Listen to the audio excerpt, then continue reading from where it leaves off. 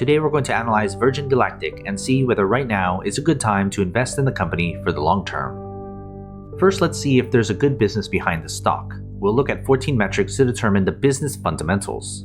The first set of metrics deal with the company's financial health, with its projected earnings growth for the next 5 years, its profit margins, its effectiveness, which looks at the company's returns on equity, assets, and invested capital, and then the employee value, which looks how much value the average employee adds to the business.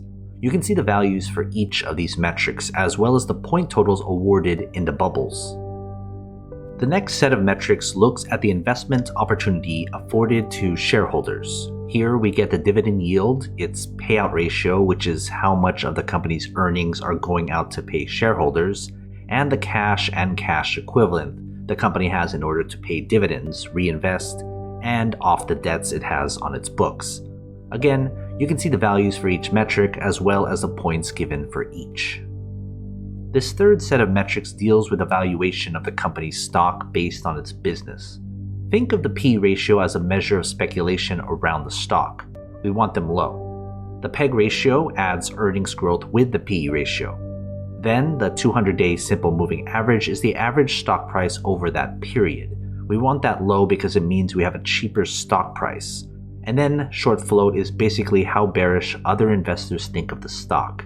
For these 4 metrics, we want the values to be as low as possible. That will give us a higher point total within the bubbles. And the fourth set of metrics look into other relevant data.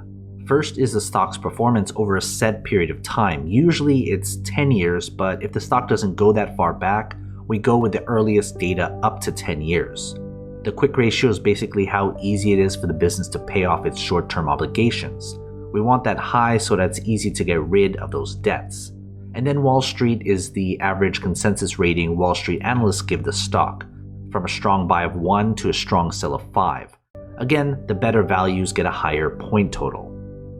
Adding everything together, we divide the points awarded by the maximum points possible, which is 70. That gives us the business grade for the company.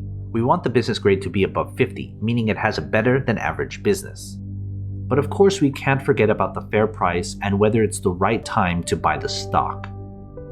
I use a discounted cash flow model taking into account a 10% margin of safety.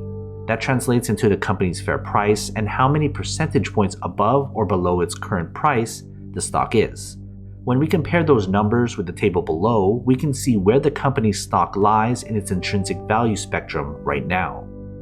Before we get to the final grade, join my Patreon and get access to every company I've analyzed so you can compare between all your favorite stocks. It's updated all the time. Go to patreon.com/GrowthShares or click on the link in the description. Finally, we can put everything together and to get the company's final grade. Adding the business grade and the fair price grade, we can see here the company's final grade. Anything less than 50 means it's not a good long-term investment. A final grade above 50 means it would make a good long-term investment if you bought the stock right now. So what are your thoughts? Are you going to invest? If you do, invest wisely, and as always, take care of your money.